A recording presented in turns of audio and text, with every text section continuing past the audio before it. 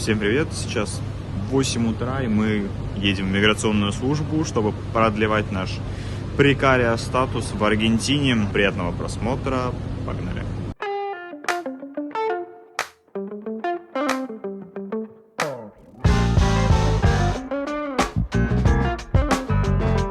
Уже практически подошли к миграционной службе. Сейчас подадим документы быстренько. Вот, кстати, везде в Аргентине стоят такие велосипеды. Для них, конечно, нужно ДНИ. Это местный ВНЖ, чтобы их взять. У нас, конечно, его нету. Они там дешево достаточно стоят. Но так или иначе, плюс, что они в принципе есть. Кстати, абсолютно везде, во всем городе есть велодорожки. И для любителей велосипедов это, мне кажется, вообще огромный плюс. Потому что не надо постоянно врезаться во всяких пешеходов.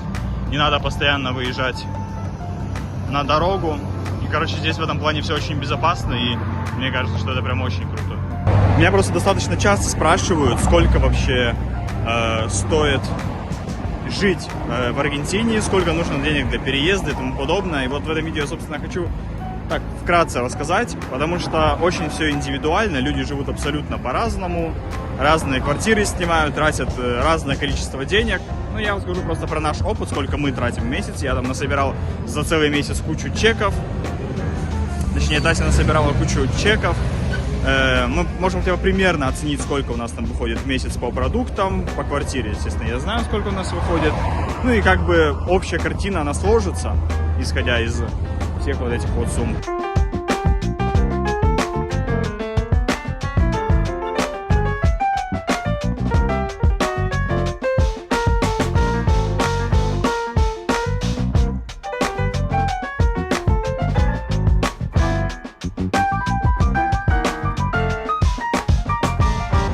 Все, в общем, мы уже вышли с миграциона, подали документы, и, может, кому интересно будет, не так уж это все и сложно, как рассказывают где-то в интернете. На самом деле все прям гораздо проще, чем кажется. Просто на сайте выбираешь, по какому пути ты пойдешь, собираешь документы, ну это не я, конечно, делаю, собираешь документы. И просто на сайте Радекса загружаешь их, потом просто приходишь на собеседование, которое тебе назначают.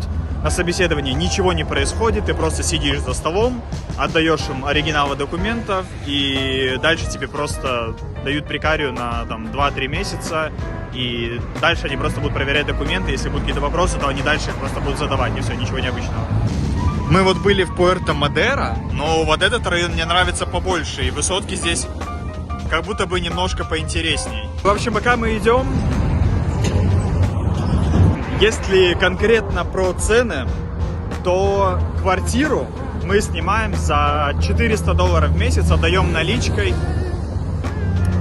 И, в принципе, это средняя цена по городу, я думаю, на квартиры такого плана.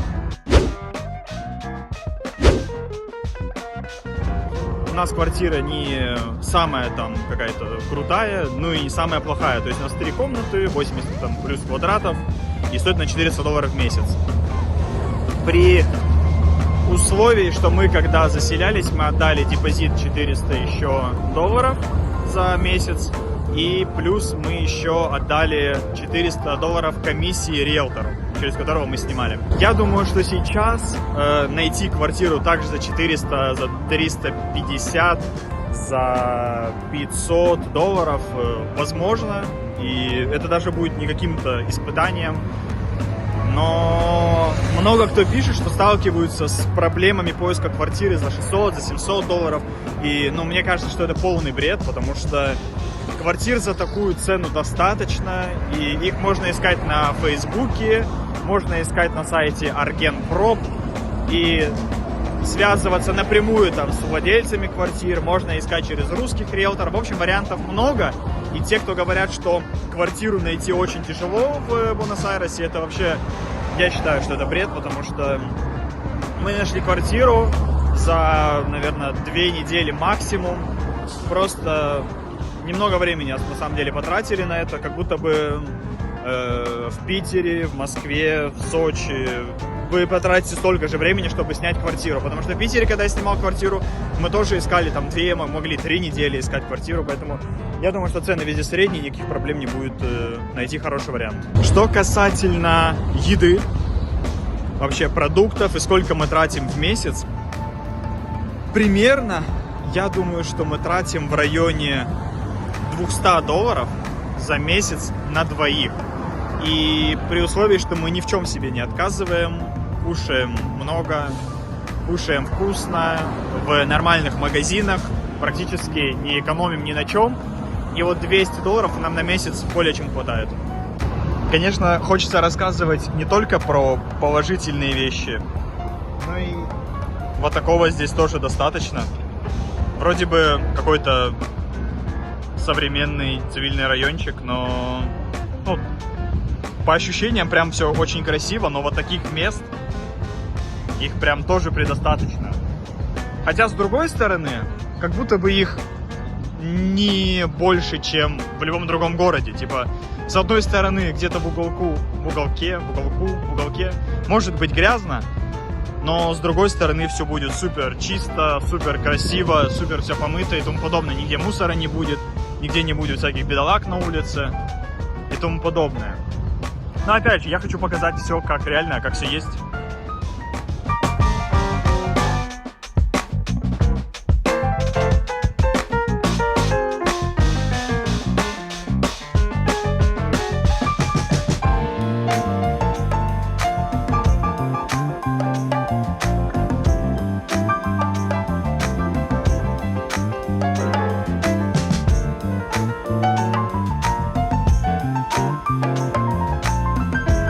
В общем, что касательно всяких походов в кофейни, в Макдональдсе, в разные пирожные и тому подобное, здесь этого всего очень много. Аргентинцы, они очень сильно любят различные пирожки с... у них это называется dulce de leche, это сгущенное молоко, и у них тут очень много всяких пирожков с сгущенным молоком и тому подобное. Это у них какое-то, видимо, национальное, я не знаю. Но суть в том, что оно тут все очень недорогое, все эти булочки очень дешевые, там в районе, наверное, 30 рублей за булочку, и там позавтракать или вечером перекусить булочкой с кофе вообще никакой проблемы. Сейчас уже, получается, закончилась зима практически, поэтому все еще больше расцветает. Город начинает как будто бы прям потихоньку оживать после зимы, потому что зимой было все равно прохладно. Не было такого, что прям не холодно, то есть в квартире особенно было прям прохладно. Но сейчас уже все окей, начинает теплеть. Я вот сегодня в футболке целый день практически, только с утра куртку надел.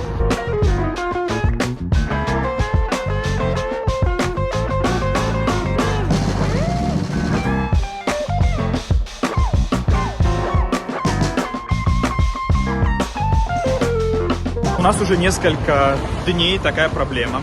Мы получили прекарию и хотели открыть счет в банке. Мы почитали в чатах, что чтобы открыть счет в банке, нужна прекария и налоговый счет, ну типа ИНН нашего. Мы все это сделали, все эти документы и пошли, соответственно, в банк, чтобы пытаться открыть какой-то счет. Мы обошли, наверное, банков 15, ну чтобы не соврать. И ни в одном нам не хотят открывать счет. Мы сейчас идем в очередной государственный банк, в котором, предполагаю, что нам откроют наконец-то счет. Но опять же, парадокс в том, что для того, чтобы нам получить ПНЖ, ну точнее документы, в смысле там ДНИ, ПМЖ точнее, да, нам нужно переводить деньги в Аргентину и класть на местный счет. На счет аргентинского банка. Но мы никак не можем с нашей прекарией открыть в банке счет. Пока что. И вот это на самом деле очень странно, потому что, с одной стороны, нам нужно переводить деньги и доказать миграционно, что мы получаем деньги с пассивного дохода с России. С другой стороны, мы не можем открыть с прекарией счет. Вот это вот меня вообще удивляет.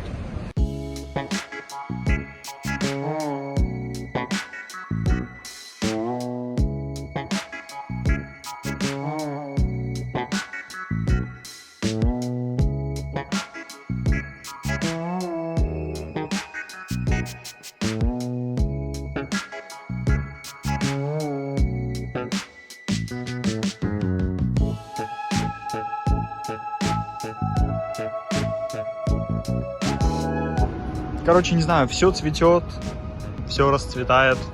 На улице становится тепло. Я прям максимально рад этому, потому что я вообще не люблю холод, я не люблю зиму. Ну, то, что не касается сноубордов и поездок куда-нибудь в горы. Так, в принципе, зиму не люблю, а здесь практически круглый год лето. Ну, как сказать, зимой тут, ну, вот летом, точнее, в смысле, июнь, июль, август самые холодные месяцы считаются. Но сейчас у нас получается 1 сентября и максимальный кайф, очень тепло. И дальше будет только теплее, теплее, теплее, вплоть, я думаю, до самого конца мая, наверное. Но сейчас, в общем, самое прекрасное, как будто бы пора. Не жарко, не холодно, а прям вот как надо. Также, кому, возможно, интересно, у меня где-то 60% зрителей из Аргентины. Если вдруг хотите, мы сейчас продаем вот такие вот вязаные сумки. Это все ручная работа. Очень качественные, очень хорошие. Внутри все сшито.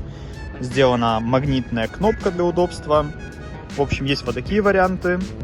Есть варианты попроще. Она без внутренней подкладки, без кнопок. Но очень удобная, классная сумка. Особенно для летнего периода, я думаю, подойдет вообще абсолютно любой девушке. Поэтому, если вам будет интересно, можете написать. Ссылку в Telegram я оставлю в описании под видео. По цене договоримся. Можно также связать под ваш запрос. Я в очередной раз убеждаюсь, что в чатах местных вот этих вот русских, которые пишут постоянно всякие советы, бесполезные абсолютно. Потому что вот мы только вчера прочитали, что там идите в этот банк, там-то, там-то, вам 100% откроют, по прикаре никаких проблем не будет. В итоге мы приходим, она говорит, нет, конечно, мы ничего не открываем, только с ДНИ. И типа, вот сколько раз я уже ведусь на это, читаю эти советы беспонтовые, и каждый раз мы приходим, и это вообще не так, как они пишут. Я не понимаю людей, которые пишут эти советы. Они либо просто из головы их берут, либо я вообще что-то не понимаю. В общем, не знаю, must-have такой, вообще не читайте эти чаты, проверяйте все своим опытом. Эти чаты абсолютно как будто бы какие-то бесполезные. Мы сейчас проходили пополнить телефон.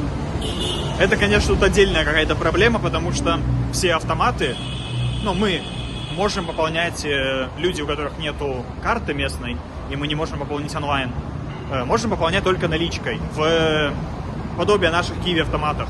И суть в том, почему неправда? Можно пополнить в киоске за дополнительные 100 песо, чтобы ты даешь продавцу деньги, и еще плюс 100 песо, сколько тебе нужно пополнить, и она как-то там через свой терминал сама пополняет. Но чтобы не платить 100 лишних песо, можно пополнить через подобные нашим российским Kiwi автоматы, да, допустим, терминалы вот эти на улицах стоят. Но никто не принимает вот эти купюры. Я не понимаю, мы уже какой раз подходим к автомату, и просто купюры никакие не принимаются. Это вообще прикол какой-то. Какая-то очередная супер красивая вертикальная улица. Не знаю, видно на видео или нет, насколько она вертикальная. Но все вон прям вверх идут. Не знаю, выглядит это, конечно, супер классно. Широкие, чистые улицы. Я не знаю, вот этот район мне прям пока что как будто бы больше даже, чем наш нравится. Хотя до этого я думал, что наш это самый топчик. Но здесь прям супер классно, супер чисто и как-то очень приятно. Я не знаю, как вам, но это так классно выглядит. Я не знаю, это слово аутентичность, наверное, описание вот этого места. Насколько круто оно выглядит. Я даже передать словами не могу. Очень классно. Я прям воодушевлен сегодня почему-то этим днем. Как будто бы у меня полудепрессия какая-то была, но сегодня прям очень хорошо. И погода какая-то приятная, и тепло, и красивое место. Все наложилось, в общем.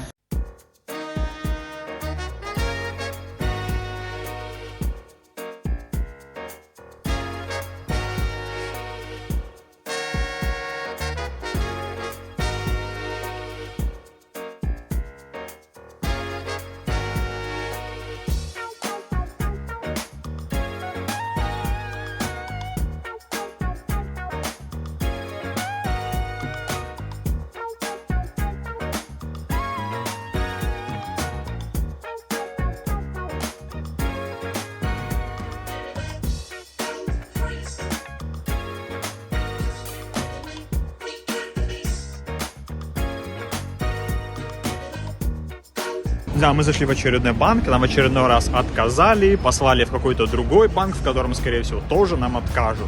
Не знаю, я уже начинаю терять эту надежду, потому что карта очень нужна, но как будто бы ее вообще открыть тяжело. Не, банковские машины тут, конечно, максимально заряжены. Никаких вопросов. Не прям максимально какие-то супер бронированные. О, как красиво, не могу. Прям реально хорошо. Даже как будто бы все проблемы сразу забываю. О том, что там карту не открывают, еще что-то. Кстати, если кто-то встречается с проблемой, что не может оплатить из России какие-либо иностранные сервисы онлайн, там Netflix, медиатеку, может там Discord, Steam и тому подобное, можете написать в комментариях, пожалуйста. Мне просто интересно, вообще актуально это или нет сейчас.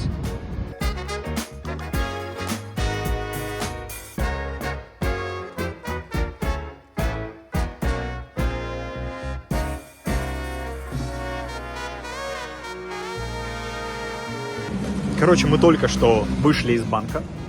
Можете нас поздравить, нам открыли счет наконец-то, спустя 1 миллион лет практически. Я думал, что и тут нам откажут, но в итоге мы зашли. Причем мы даже не планировали сюда, в этот банк, заходить, я просто его по пути увидел. Мы зашли, и нам сказали, что да, без проблем, конечно же, с Прикарией мы вам откроем счет. В итоге мы посидели сколько, наверное, полчаса, подождали, потом сели. И 2 молодых ребят там все оформили. Сказали, что без проблем нам откроют счет. В итоге сказали, что карту через 10 дней доставят на наш адрес. И это супер вообще прекрасные новости. Много кто говорил, что в этих банках какие-то маленькие лимиты и тому подобное, но мы спросили, что вроде лимиты в день неплохие. Типа, не много и не мало, конечно, но плюс-минус хватит. Просто там люди говорили в чатах, опять же, в этих, что там лимиты супер мизерные, что никакого смысла этой карты нету, но по ощущениям как будто бы все окей. Вот, так сейчас мы идем в следующий банк, попробуем еще одну карту открыть, ну еще 2 карты, чтобы было вообще прям все супер.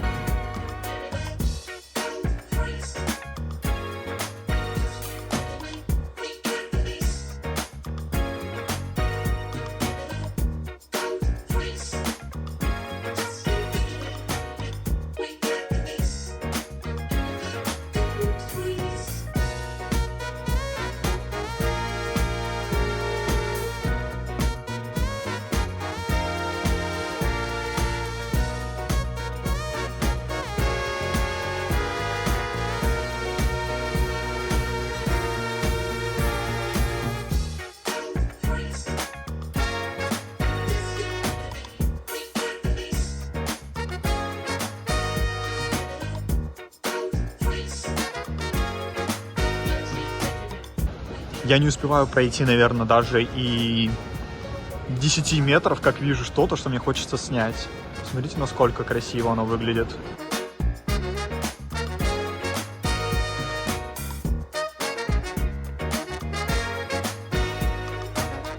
Только гляньте, насколько он классный.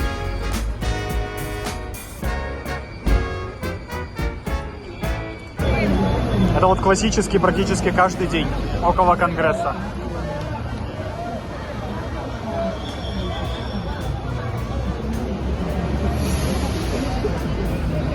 Они с какими-то масками все ходят.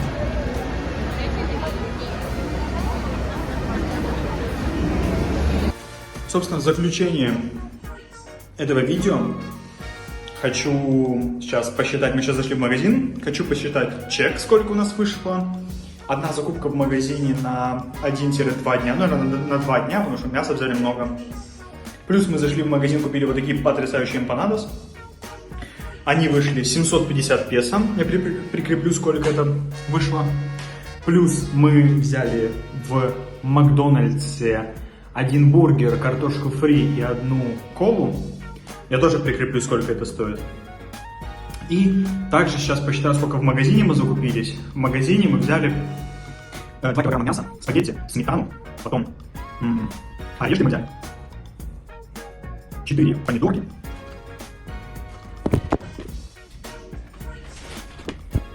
хлеб, молоко и редька. И вышло это на 8000 песо, на 2, может быть, даже 3 дня. Вот. Всем спасибо, что посмотрели это видео. Ставьте, пожалуйста, лайки. Пишите комментарии, это очень сильно помогает продвижению видео, ну и канала в частности. Еще раз спасибо, что зашли. До новых встреч, до следующего видео. Пока.